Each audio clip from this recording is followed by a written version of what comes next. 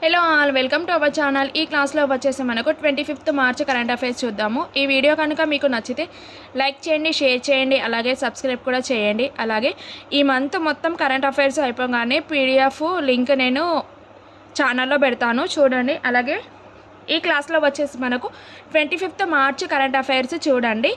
IQAR అంటే ప్రపంచ వాయు నాణ్యత నివేదిక ప్రకారము పాకిస్తాన్ ప్రపంచంలో అత్యంత కాలుష్య దేశంగా నిలిచింది. ఏంటి, పాకిస్తాన్ అనేది అత్యంత కాలుష్య దేశంగా నిలిచింది అన్నమాట. అలాగే రాష్ట్ర న్యాయ సేవాధికార సంస్థ అయిన ఎగ్జిక్యూటివ్ చైర్పర్సన్గా ఎవరు అని అంటే జస్టిస్ లీసా గిల్ నియామకం. ఎవరు, దేనికి? న్యాయ సేవాధికారి సంస్థ ఎగ్జిక్యూటివ్ చైర్పర్సన్ ఎవరు? జస్టిస్ లీసా గిల్ నియామకం. అలాగే మార్చి 2026లో గోల్డ్మన్ సాక్స్ భారతదేశ జీడిపి వృద్ధి అంచనా ఎంత అనంటే 5.9గా తగ్గించింది. ఎంత తగ్గించింది? 5.9%గా తగ్గించింది. అలాగే స్లోవేనియా శక్తి అంతరాయాల నేపథ్యంలో ఇంధన పరిమితి విధానాన్ని అమలు చేసిన తొలి యూరోపియన్ దేశంగా నిలిచింది. ఏది? అంతరాల నేపథ్యంలో ఇంధన పరిమితి విధానం అమలు చేసిన తొలి యూరోపియన్ దేశంగా నిలిచింది స్లోవేనియా అనేది శక్తి అంతరాల నేపథ్యంలో ఇంధన పరిమితి విధానాన్ని అమలు చేసిన తొలి యూరోపియన్ దేశంగా నిలిచింది. అలాగే టెలియానస్ అనేది భారత ప్రభుత్వం జాతీయ మానసిక ఆరోగ్య కార్యక్రమం. అంటే ఈ దేశవ్యాప్తంగా 36 రాష్ట్రాలు మరియు కేంద్రపాలిత ప్రాంతాలలో 53 సెల్స్ ఏర్పాటు చేయబడ్డాయి. దేనిలో? టెలిమానస్ అనేది ఏంటి? భారత ప్రభుత్వ జాతీయ మానసిక ఆరోగ్య కార్యక్రమం భాగంగా మొత్తం 36 రాష్ట్రాలు, 53 కేంద్రపాలిత ప్రాంతాలలో సెల్స్ ఏర్పాటు చేయబడ్డాయి. దేనికి?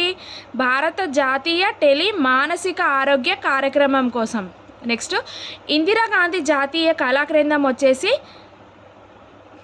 జనజాతి గౌరవ్ అనే గ్రంథాన్ని ప్రచురించింది. దీని ఉద్దేశం వచ్చేసి ఆదివాసీ చరిత్ర మరియు సంస్కృతి మరియు వారి కృషిని డాక్యుమెంట్ చేయడం. దేనికి? ఇందిరాగాంధీ జాతీయ కళా కేంద్రమైన జనజాతి గౌరవ్ అనే గ్రంథాన్ని ప్రచురించింది. దేనికోసం? ఆదివాసీ చరిత్ర మరియు సంస్కృతి మరియు వారి కృషిని డాక్యుమెంట్ చేయడం కోసం జనజాతి గౌరవం అనే గ్రంథాన్ని ప్రచురించింది. ఎవరు? ఇందిరాగాంధీ జాతీయ కళా కేంద్రం. నెక్స్ట్, పద్మా డోర్జే ఈమె వచ్చేసి గోదావరి నది నిర్వహణ బోర్డు చైర్మన్గా నియమితులయ్యారు. పద్మా డోర్జే ఎవరు అని అంటే గోదావరి నది నిర్వహణ బోర్డు చైర్మన్గా నియమితులయ్యారు. నెక్స్ట్, మార్చి 2026 భారత ప్రభుత్వం నియోడిమియం మరియు ఇనుము మరియు బోరాన్ అంటే NdFeB, ఇనుము అంటే Fe ఫెరస్ కాబట్టి B అంటే బోరాన్ అరుదైన భూమి శాశ్వత అయస్కాంతాల తయారీకి పైలట్ ప్లాంట్లను స్థాపించింది. ఏంటి? పైలట్ ప్లాంట్లను స్థాపించింది. ఏంటి? నియోడిమియం, ఇనుము, బోరాన్ ఇవి 3 కలిపి భూమి శాశ్వత అయస్కాంతాల తయారీకి పైలట్ ప్లాంట్ స్థాపించింది. ఈ వీడియో కనుక మీకు నచ్చితే లైక్ చేయండి, షేర్ చేయండి, అలాగే సబ్స్క్రైబ్ కూడా చేయండి. అలాగే 26 మార్చ్ కరెంట్ అఫైర్స్ కూడా వస్తుంది, చూడండి.